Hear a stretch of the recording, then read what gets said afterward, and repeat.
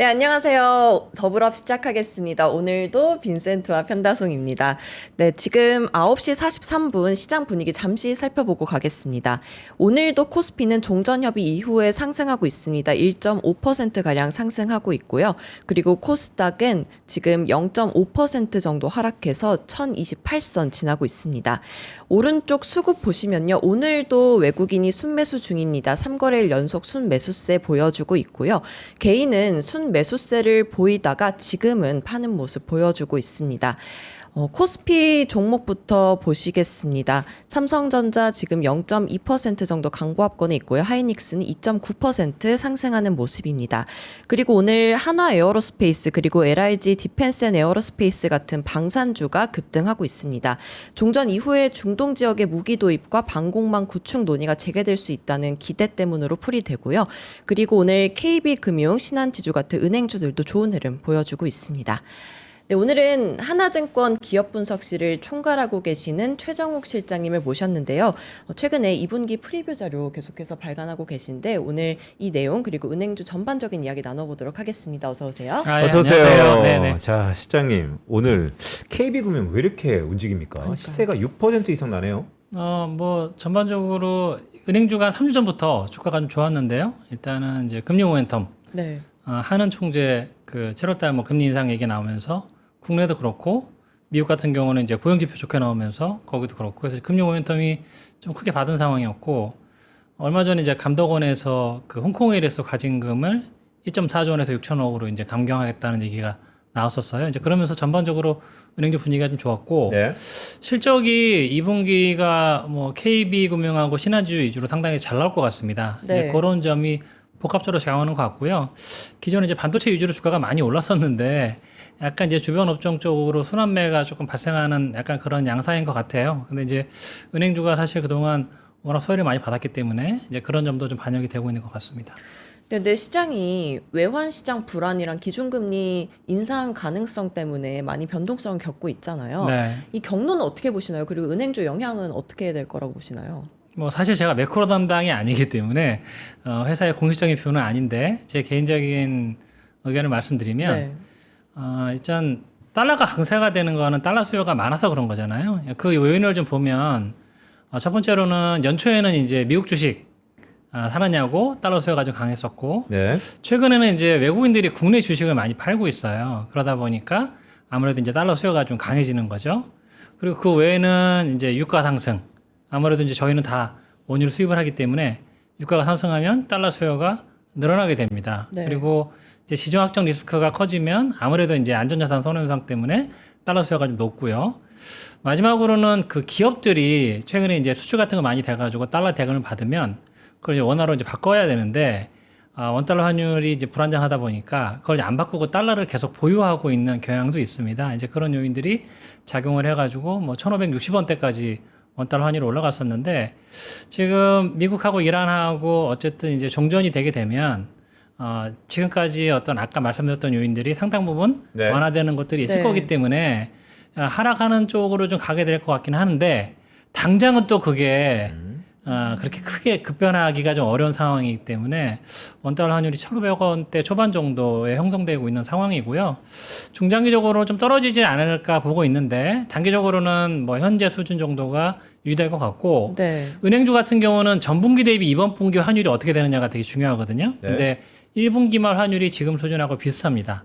그 얘기는 이제 2분기에는 환율 때문에 영향이 이제 거의 없다는 거예요. 뭐 자본 비율이라든지 손익이라든지. 그래서 현재 환율 수준 더 이상 크게 오르지만 않으면 은행주에는 환율은 영향은 없다라고 보시면 될 것 같고 금리는 뭐 7월 달에 이제 기준금리 인상 사실 뭐 기정사실화되고 있는 상황이고 이 금리를 올릴 수밖에 없는 뭐 이유들이 지금 되게 많이 있습니다. 어쨌든 이제 부동산 쪽도 뭐 가격을 좀 둔화시키려면 네. 금리를 좀 올려줘야 네. 되는 상황이고 원달러 환율도 안정화시키려면 금리를 올려야 되는 상황이고 수출 뭐 경기 지금 좋기 때문에 그런 부분 봐서도 또 물가 감안해도 그래서 이제 궁극적으로는 금리는 계속적으로 기준금리 올라갈 거라고 보고 있고요.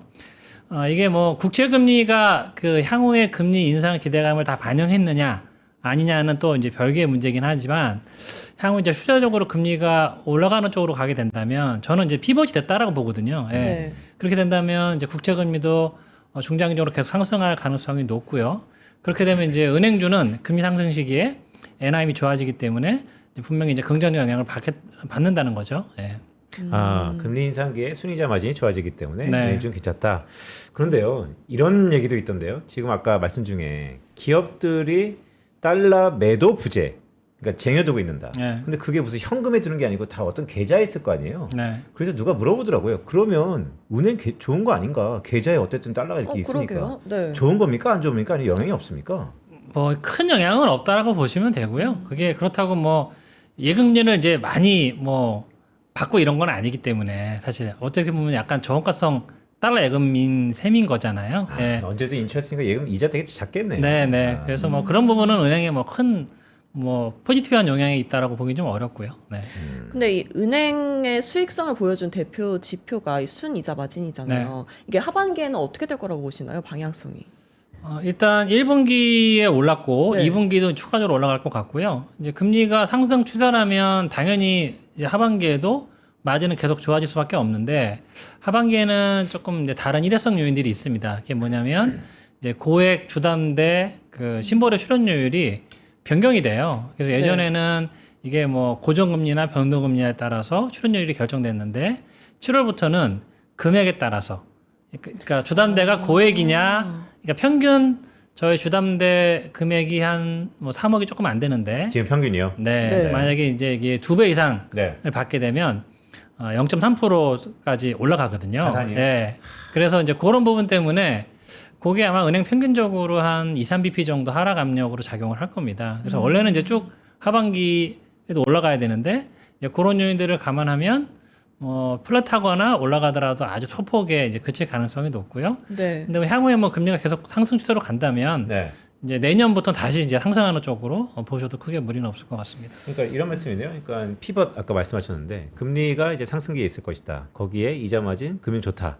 그런데 정책적으로 어쨌든 예대 마진 이런 것들에 압박이 오면 그게 약간 혼선이 있을 수 있으나 중장기적으로 좋다. 예대 마진 압박에 따른 압력은 사실 이렇게 크진 않습니다. 크진 않아요? 예, 그러니까 금리가 올라가 가지고 마진 좋아지는 게 예를 들어서 뭐 10이라면 어떤 이제 뭐 정책 당국의 어떤 뭐 이런 것들이 작용하는 거는 뭐 그래봐야 1, 2, 2, 3 정도로 보시면 되고요. 네. 어쨌든 이제 금리가 상승 추세로 간다면 마진은 이제 그런 요인들에도 불구하고 올라갈 수밖에 없다라고 보시면 될 것 같습니다.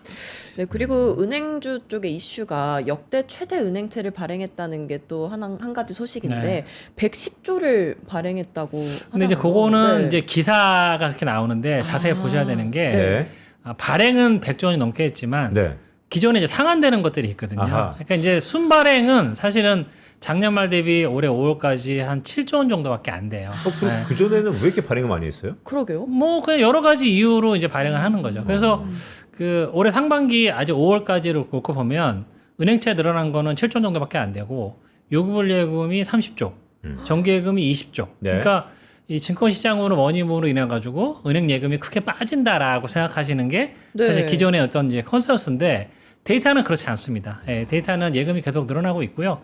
물론 원래 더 많이 늘어났어야 될 게 이쪽으로 자금이 조금 나가면서 조금 덜 늘어날 수 있겠지만 뭐 자금이 빠지고 뭐 걱정할 사항이고 뭐 이런 데이터를 보여주진 않고 있어요. 그래서 네. 이제 그거는 크게 이제 걱정하시는 않으셔도 될 것 좀 같습니다. 기사만 보고 네. 예금을 이제 아. 채권으로 다 메운다. 막 그러니까. 46% 증가했다 이러길래. 근데 이제 무조건 네. 그럴 수가 없는 게 은행은 이제 예대율 규제를 받기 때문에 예금이 만약에 안 들어온다, 채권을 많이 찍어가 조달한다, 네. 그러면 대출을 많이 해줄 수가 없습니다. 네. 예, 예. 그러니까 유동성이 많네요, 여전히. 시장에 좀 돈이 많이 있는 거죠, 그러니까요. 사실은. 네. 그러니까 유동성이 좀 줄어든다 이런 우려도 좀 있었는데 네. 실제 데이터를 봐야 된다라는 말씀인데 자 그렇다면 어쨌든 이제 실적 시즌을 코앞에 두고 있는데 이제 주가는 지금부터 움직이겠죠? 네. 실장님의 탑픽은 뭡니까? 지금 실적이 가장 좋은 거는 KB금융하고 신한지주고요. 왜냐면은 이제 홍콩 일에서 가진 금을 뭐 가장 이제 크게 맞았기 때문에 KB. 기존에 이제 네. 그 손실처리도 많이 해놨거든요. 한 3,600억 네. 정도 해놨는데 뭐 최종 결과가 아마 내일 금융위 정례회가 있기 때문에 거기서 나올 것 같은데 저는 이제 추가적으로 조금 더 경감이 될 거라고 보고 있고 경감이 안 된다고 하더라도 기본적으로 KB는 한 600억 정도의 환입이 발생하고요. 경감이 더 된다면 더 이상 크게 환입이 발생하는 거죠. 네. 그 요인이 있고 그리고 뭐 1분기, 2분기까지는 마진도 계속 상승하고 있는 상황이고 대출은 1% 정도 늘어나는데 어쨌든 마진이 상승하니까 이자액은 좋아질 거고 수수료가 최근에 굉장히 좋습니다. 예, 그러니까 증권 자회사들 지금 브로커리지 증권, 수수료라든지 뭐 아니면 은행의 뭐 신탁 수수료라든지 이런 것들이 지금 상당히 잘 나오고 있는 상황이기 때문에 수수료도 좋고 이게 이제 금리가 올라가면 채권 평가손이 발생해서 비이자가 안 좋은 거 아니냐 이제 이렇게 걱정을 하시는데 지금 2분기에 채권 금리 올라간 거는 1분기 금리 올라간 거에 반도 안 돼요. 예, 그러니까 예를 들어서 폭이. 예, 3년물 기준으로 1분기가 한 60bp 올랐다면 네. 2분기는 지금 한 25bp 정도 올라 있는 상황이거든요. 그러면 네. 1분기에 채권 평가손 나는 거에 절반 정도밖에 안 나야 됩니다. 근데 1분기도 실적이 굉장히 좋았는데 그렇게 보면은 이제 비이자 쪽에서도 1분기보다 더 좋을 가능성이 있고 이제 충당금이 관건이긴 한데 아직까지 뭐 이렇게 크게 충당금이 늘어나는 조짐은 아니에요. 당연히 이익은 1분기보다 더 좋을 거고 특히 이제 증권자회사들이 조금 이제 있는 KB나 신한 이런 데들은 네. 더 이제 이익 늘어나는 폭이 더 크겠죠. 그래서 KB 같은 경우는 거의 2분기에 2조 원에 육박하는 순이익이 나지 않을까 싶고요. 네. 신한지주도 한 1.7조 원대 정도 예상을 하고 있습니다. 그래서 저희가 이제 컨센서스를 2분기에 은행들이 상회를 하는데 다른 은행들은 뭐 상회 폭이 조금 적거나 비싼 수준인데 네. KB금융하고 신한지주만 아마 컨센서스를 좀 크게 상회를 하게 될 것 같습니다. 이제 그런 부분들이 반영이 되면 주가는 아무래도 조금 더 긍정적으로 반영을 하게 될 것 같고요. 네. 그래서 타픽은 KB금융 제일 선호하고 있습니다. 네. 야, 네. 분기 2조면 연간 10조 시대도 저희가 이제 4분기니까요. 네. 뭐 단순히 이제 분기 2조 원을 곱하기 4를 하면 이제 8조 원이 되는데 네. 4분기는 그 판관비나 이런 일회성 요인이 있어서 사실은 이제 순이익이 절반 미만으로 나옵니다. 네. 그렇게 보면 이제 만약에 2분기가 경상이다라고 하면 연간으로 이제 거의 뭐 7조 원 정도의 순이익이 나올 것 같고 네. 올해는 이제 1분기가 2분기보다 좀 적게 나왔고 네. 뭐 여러 가지 요인 감안하면 한 6.5조 원 정도 네. 예상을 하고 있습니다. KB금융 기준으로. KB금융이 그러니까 증권자회사가 여전히 이제 이렇게 수수료 좋고 증권이 좋다라고 한다면 네. 약간 업사이드도 있다 이렇게 봐도 되는 건가요? 그렇죠. 왜냐하면 이제 그 증권이 1분기에 한 4천억 정도 순이익이 나왔었는데 네. 얼마 전만 하더라도 1,000억, 2천억대 정도밖에 안 나왔었거든요. 네. 예, 네. 이제 그렇게 보면 상당히 이제 그룹에 이익 기여하는 폭이 이제 커질 거고 네. 그리고 이제 아무래도 이 증권자회사 쪽으로 뭐 증자도 얼마 전에 했었고, 예, 그러니까 은행이 순이익이 잘 나오고 있긴 하지만 네. 예, 계속적으로 더 잘 나오는 거는 어느 정도 한계가 있거든요. 그러면 결국 그룹 내에서 그룹의 이익을 조금 더 점프업 시켜주려면 이제 비은행 쪽에서 뒷받침이 돼야 되기 때문에 이제 그런 부분에서 이제 아무래도 최근에 뭐 증권시장이나 자본시장 활성화가 잘 되고 있기 때문에 네. 이익 기여도가 조금 계속 커질 걸로 보고 있습니다. 근데 발간하신 위클리 자료 보면 주간 선호 종목으로는 IM금융이랑 BNK금융 꼽으셨잖아요. 네. 혹시 이 부분에는 변동성이 근데 있을까요? 이제 그건 이제 네. 단기 주간 단기, 선호 종목이고요. 네. 저희가 이제 은행주는 주도 종목이 이제 쭉 끌고 가면 네. 이 못 오른 종목이랑 갭이 벌어지잖아요. 네. 그러면 은행은 사실은 이렇게 뭐 차이가 아주 크진 않기 때문에 동조화가 약간 됩니까? 예, 이게 동조가 끌려 올라가요. 그래서 지금 KB가 PBR 기준으로 0.9배 정도가 되고요. 신한이 0.8배인데 네. 뭐 제일 싼 것들이 이제 BNK 금융이나 IM 금융 이제 이런 종목들은 0.5배가 안 됩니다. 0.4배대 정도이기 때문에 이제 후행적으로 끌려 올라간다는 거죠. 그래서 단기적으로 지금 KB 신한 위주로 뭐 며칠 한 주 정도 세게 올랐기 때문에 네. 이제 지방은행들도 좀 이제 끌려서 단기적으로 올라가지 않을까라고 생각을 하는 겁니다. 그게 약간의 키 맞추기가 있군요. 네, 분명히 있습니다. 네, 알겠습니다. 이제 마지막 질문 드려야 될 것 같은데요. 네. 그럼 6월 달 은행주 투자 전략 어떻게 세우면 좋을까요? 이 실적 발표가 7월 말 정도라서 네. 원래는 항상 이제 7월 중순 전후 해가지고 실적 전후로 해서 한 번씩 이렇게 주가가 좀 움직여요. 예, 이제 그동안은 좀 상승하는 추세가 좀 컸었고 1분기에는 예상하고 다르게 조금 이제 하락을 했는데 그때 은행업황 업종 자체가 좀 이제 주가가 네. 안 좋았기 때문에 근데 2분기는 아까 말씀드린 대로 실적이나 뭐 여러 가지 측면에서 나쁠 요인이 없기 때문에 주가는 7월 달은 좋을 것 같고요. 네. 근데 이제 요즘은 그런 것들이 이제 빠르게 선반영되는 측면이 있기 때문에 그리고 분위기가 지금 순환매가 조금 빨리 돌 수 있는 그런 분위기인데 은행주가 사실은 최근 2, 3주만 주가가 조금 좋았지 연초 이후로 보면 네. 지수를 거의 한 50%포인트 언더퍼폼했습니다. 지수값이요? 그러니까 지수가 한 뭐 7, 80% 오를 때 네. 은행주는 20%밖에 못 올랐거든요. 그러니까 올랐는데 상대적으로 너무 네. 적게 올랐다는 거죠. 예, 그런 걸 보면 분명히 뭐 업종 내에서도 순환매가 좀 있을 거고 그런 탄력을 받고 금리 모멘텀 받고 이런 것들 받으면 저희가 예상했던 것보다 더 빠르게 주가는 올라갈 수 있다. 지금 KB 신한이 그 2월 달이 직전 고점 수준이었는데 현재가 그 고점 정도 수준이에요. 네. 그래서 그거를 뚫고 올라가면 생각보다 좀 강한 반등이 추가로 나올 수도 있다라고 생각을 하고 있습니다.